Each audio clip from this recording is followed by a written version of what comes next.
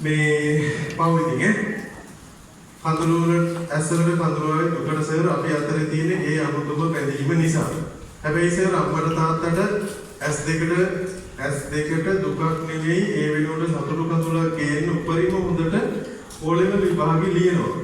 පන්තිය ඉවර වුණත් සර්ගේ වචන තාම දෝංකාර දෙනවා. ඒ වහිනකොට විභාගෙ ගැන බයක් දැනෙන්නේ නැහැ. ඒ වගේ සර් හින්දා. සර් තමයි අපේ හයිය. ඒක හැමදාම එහෙමයි. හෙට ඉඳන් පටන් ගන්න ඕලෙවල් විභාගේ පේපරේ ලියන්න කලින් සර්ව මතක් කරලා විභාගේ ලියනවා. එතකොට මට විශ්වාසයි මට උපරිම හොඳට කරන්න පුළුවන් කියලා. සර් අපි වෙනුවෙන් කරපු හැම කැපකිරීමකටම සාධාරණයක් දෙන්න මගේ අම්මා තාත්තා මං වෙනුවෙන් වියදම් කරපු හැම රුපියලක්ම හැම කැපකිරීමක්ම වෙනුවෙන් උපරිම සාධාරණයක් කරනවා සර්. සර් තව කියනවා නම් ගොඩක් දේවල් කියන්න පුළුවන්. සර් තමයි මගේ වීරයා. සර්ට ගොඩක් පිං ගොඩක් ආදරේ පුළුවන් උපරිම කරනවා සර්. සර් තමයි ඉස්සරලාම විසාල් එක කියන්නේ පුරුසාරණයි මගේ සර් සතුටින් පරිස්සමෙන් ඉන්න. මම මේ රස්සාවට ආස ඇත්තටම මම මේ රස්සාවට ආසයි දන්නවද ළමයි? මට පළවෙනි කාරණේ තමයි මම මේ රස්සාව තෝරගන්න පළවෙනිම හේතුව මම ඉස්කෝලේක පත්වීම ගත්තා නම් ළමයි මට මගේ පඩිය රුපියල් 60000ක් මට හම්බ වෙන්නේ. හැබැයි මට ඕනා කරලා දෙන්නේ වෙන ලොකු ගේම් එකක් ගන්න. හරිද? ඒ ඉන්න මම ඉස්කෝලේ පත්වීම මම පැත්තකින් දාලා මම මේ රස්සාව තෝරගන්න පළවෙනිම හේතුව බොරු කියන්න ඕනේ නැහැ ළමයි. මගේ ආදායම. මට උනේ දවසක ලොකු මිනිසෙක් වෙලා අර ජීවිතේ සැප කියන දේවල් මොනවද කියලා විඳින්න.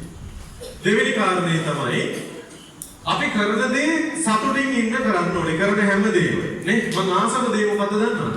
මම ආසම දේ තමයි ක්‍රිකට් ගහන එක. මම ආසම ක්‍රිකට් ගහන්න. හැබැයි දැන් මම ආසම දේ තමයි උගන්වන්න. මගේ විනෝදාංශය වෙලා තියෙන්නේ දැන් උගන්වන එක. හරිද? මම ඉස්සර ආස නිමාඩු කාලයක් ආව ගමන් බැට් එකයි බෝලේ අරගෙන මම යනවා බෝල ගහන්න උදේ ගියාට පස්සේ හවස් වෙනකම්ම මම ක්‍රිකට් ගහනවා. හැබැයි ඕගොල්ලෝ දන්නවද ළමයි? දැන් මගේ විනෝදාංශයේ ක්‍රිකට් ගහන එකටත් වඩා මට ඕගොල්ලොන්ට ලොකුයි. මොකද මම දන්නවා මේ ඉගෙන ගන්න මේක ඇතුලෙන් ලැබෙන සතුට ළමයි වෙන කිසිම රසාවකින් හම්බ වෙන්නේ නැහැ. මේ ඕගොල්ලොන්ට උගන්වලා ඕගොල්ලොත් එක්ක කතා කරලා ඔය නහයක් පිළිකලා කනකින් ඇදලා ෆෝටෝකින් දෙකක් ගහලා මම ඔබලා ඉස්සරහට යනවා බලාගෙන ඉන්න එක තරම් සතුටක් මට වෙන කිසිම රසාවකින් ලැබෙනවා කියලා මම හිතන්නේ මේ තෘප්තිය ආත්ම තෘප්තිය කියන එක. ඒකට මම හරි ආසයි නෝ. ඒ හින්දා මම මේ රසාව මම මාර භක්තියෙන් කරන දෙයක්. සමහර ළමයි මං ගාවට එනකොට ඇත්තටම කලින් පන්තියකට ගියේ නැති ළමයි එනවා. ජීවිතේකටවත් පන්තියකට ගිහින් නැති කට්ටිය. එහෙම කට්ටිය පොඩ්ඩක් අත උස්සන්න කලින් ඉංග්‍රීසි පන්ති ගිහින්ම නැති ළමයි ඉන්නවා. හරි අත පාර දාන්න වගේ රත්තරන් පුතාලා අත පාර දාන්න. සමහර ළමයි ABC කියන කතාවත් දන්නේ නැති ළමයි ඉන්නවා. සමහර ළමයි B අකුරයි D අකුරයි පටල ගන්න ළමයිලුත් එනවා. අනේ ඉතින් මම ඕවා කියලා දීලා පොඩ්ඩ එකපාරම නෙවෙයි ළමයි. සමහර වෙලාවට ලකුණු 30 ගණන් තියෙන ළමයි එනවා. 20 ගණන්. අනේ ලකුණු 13 තියෙන ළමයිලුත් එනවා. මම එතකොට මට පුළුවන් තරම් මහන්සි වෙලා මට පුළුවන් තරම් ඔය සම්මන්ත්‍රණ දාලා ඔයගොල්ලොත් එක්ක විහිළු කරලා මෙතන ඉන්න කවුරු හරි ළමයෙක් ඉන්නවා නම් අත උස්සන්න. මගේ පන්තියට ආසාවෙන් එන්නේ නැති ළමයෙක් ඉන්නවා නම් අත උස්සන්න. පන්තියට ආසාවෙන් එන්නේ නැති ළමයෙක් ඉන්නවා නේද? මට ඕනේ කරලා දෙන්නේ ඔයගොල්ලොත් එක්ක හැම පන්තියකම 6 7 8 9 10 11 මේ පන්ති වල ළමයි ඔයගොල්ලෝ ළමයි හිතන විදිය ඇත්තටම වෙනස්. 11 පන්ති ළමයි උගන්වන විදියට 6 වසරේ පන්ති උගන්වලා දැන් 6 වසරේ උගන්වන විදියට 11 උගන්වලා දැන් මේ හැබරනේ පිළිවිල්ල 6 වසරේ 11 හැබරුණා එහෙම ඒ උස්කේ ඉවරයි. මේ උඹලත් එක්ක උගන්වනකොට ටිකක් මේ විදියට උගන්වන්න වෙනවා මට. එතකොට ඒක ළමයි ඔච්චර උනත් ඒක මාර සුන්දර අත්දැකීමක්. මම හැමදාම try කරේ ළමයි ඒ ළමයි ඉන්න මානසිකත්වයට වැටෙන්න. 11 ඉන්නකොට ළමයි මම එවුන්ගේ වචනේ බજારගේ වචන පාවිච්චි කරලා එවුන්ගේ level එකකින් උගන්වනවා. එවුන්ට ජීවිතේට ගැහුවට හරියන්නේ නැහැ ළමයි. එවුන්ට බැනලා හිත විඳලා පාරලා හිතෙන් කියන්නේ උන්ගේ හිත හදන්නමයි ඕනේ. අපි වචනේ කියනවා මොරාල් කරන්නමයි ඕනේ මේ පන්තිය. මේ පන්තියත් එහෙමයි. 10 වසර වල කොච්චර ගැහුවත් වැඩක් නැහැ ළමයි. ගැහුවට වැඩක්ම නැහැ. තේරුම් කරලා දෙන්න ඕනේ මේකේ වටිනාකම, මේකේ ගැඹුරුකම තේරුම් කරලා දෙන්න ඕනේ. 10ත් එහෙමයි, 9ත් එහෙමයි, 8ත් එහෙමයි. හැබැයි 7 වසරේ ඉන්නකොට ළමයි මම එයාලගේ ලෙවල් එකට බහිනවා. මම කතා කරන්නේ ලෝකේ ධනවත් වෙන මිනිස්සු ගැන කතා කරන්නේ. මිනිස්සෙක්ට තියෙන්න ඕන හීන ගැන මම කතා කරන්නේ 7 වසරේ 6 වසරේ පන්ති වල.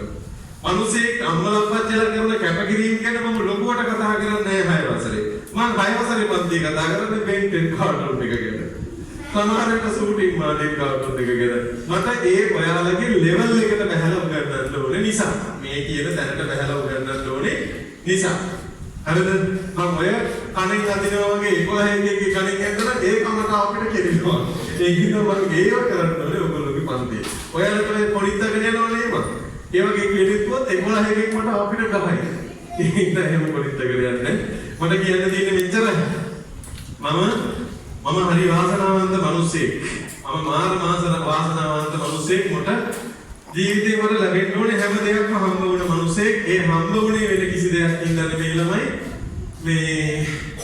මට මේ පළවෙනි හීනය, දෙවෙනි හීනය, 3 4 හීන. ඒ හැමදේම හම්බුනේ මේ අම්මලා අප්පච්චිලාගෙන් ලැබෙන විශ්වාසය නිසා සහ ඔයගොල්ලෝගේ අම්මලා අප්පච්චිලා ඔය කුලී වැඩ කරලා, මේසන් වැඩ කරලා, එක එක්කෙනාගේ ගෙවල් වල වැඩ කරලා මෙතන මගේ පන්තියේ ගොඩාක් ළමයි දුප්පත් කට්ටිය ඉන්නේ. ඇත්තටම මෙහෙමනේ. ගෙදර කපරාදු කරලා නැහැ. සීවිලිම ගහලා නැහැ. සමහර ගොඩක් අයගේ ටයිල් අල්ලලා නැහැ. බාත්රූම් එකක් නැහැ. ඔහොම කට්ටිය ඉන්නේ. හරියට කුස්සියක් හදලා නැහැ. කොහොමනේ? එතකොට මේ අම්මලා අප්පච්චිලා ඔය රුපියල් 100 50 200 300 කරගෙන හම්බ වෙන පන්ති සල්ලි වලින් තමයි ළමයි මං අද මගේ ජීවිතේ මෙහෙම සතුටින් ඉන්නේ. ඒ හින්දා මට මේ මාර මං වාසනාවන්තයි කියලා කියන්නේ මට මගේ ජීවිතයේ ඇතුලේ මම බලාපොරොත්තු වෙච්ච හැම දෙයක්ම මේක ඇතුලේ තියෙනවා ලොකු වගකීමකුත් එක්ක. ඒක බරක්. වගකීම කියන්නේ ඔයගොල්ලෝගේ ආදරේ මට බරක්. ඔයගොල්ලෝගේ අම්මලා අප්පච්චිලාගේ විශ්වාසය මට බරක්. ඒක නිසා මම දැනගන්න ඕනේ මගේ පන්තියේ ළමයෙක්ට ගහලා පැනලා හරි තේරුම් කරලා හරි උඹලට පොත ප්‍රතිඵලයක් අරගෙන දෙන්න. මේ hina වෙන අපේ කට්ටියට දවසක යන්න වෙන දවසක් එනවා. ඔයගොල්ලොත් 11 වසරට ගියාට පස්සේ අරාජලක් කළේරෝ වගේ ඔයගොල්ලොත් මාව පදාගෙන අඬයි. මමත් ඔයගොල්ලොන්ව පදාගෙන අඬයි. ඒ ටික කාලේ අපි පුළුවන් තරම් මහන්සි වෙමු. මගේ ළමයි කට්ටියට මම ආදරේ කියන්නේ අම්මලා අප්පච්චිලාව සතුටු වෙන විදිහට ලකුණු ගමු, ප්‍රතිඵල ටික ගමු. අපේ පන්තියේ ළමයි ටික හරි වෙනස් විදිහට හිතන ළමයි ටිකක් වෙමු. ඔයගොල්ලෝ හැම කෙනාටම සහ අම්මලා අප්පච්චිලාට ස්තුතියි නෙමෙයි. ඔයගොල්ලන්ට පින් මම ජීවිතේ ඉස්සර හීනයක් තිබ්බ මේ ජීවිතේ මට දැන් ලැබිලා තියෙන්නේ ඔයගොල්ලෝ හින්දා ඔයගොල්ලෝගේ අම්මලා අප්පච්චිලා නිසා ඔයගොල්ලෝගේ අම්මලා අප්පච්චිලා මට දුන්න සල්ලි නිසා ඒක නිසා මේ ජීවිතේ මට ලබා දුන්නට මට මේක ලැබුණට ඔයගොල්ලන්ට පින් සහ ඔයගොල්ලෝගේ අර දුප්පත් අම්මලා අප්පච්චිලාට ගොඩාක් පින් මේ ජීවිතේ මට අරගෙන දුන්නට හරිද මට ඕන වෙලා තිබ්බේ පළවෙනියව වෙන්න මම පළවෙනියව උනේ ඔයගොල්ලෝ හින්දා ඔයගොල්ලෝ තව යාළුවන්ට මං ගැන කියපු නිසා ඔයගොල්ලෝගේ අම්මලා තාත්තලා මේසෙල් ගියන්න මේසෙල් ගන්න හොඳට උගන්වනවා කියලා කියපු නිසා ඒක නිසා ඔයගොල්ලෝ හැම කෙනාටම ස්තුතියි මම මේ සැරට ගත්තට සහ අපිට කරන්න ලොකු වැඩක් තියෙනවා ඉස්සරහට ඔයගොල්ලෝගේ විභාග වලට ඒවට හොඳට ලෑස්ති වෙලා එහෙම එතකොට සෙමිනේරයකට එන්නේ නැතුව ඉන්නවද කවුරු හරි පරෙල්ල හරිද මුරුක් පැකට් එකක් එහෙම අරගෙන එන්න කියලා කියනවා නෙමෙයි මුරුක් පැකට් එකක් එහෙම අරගෙන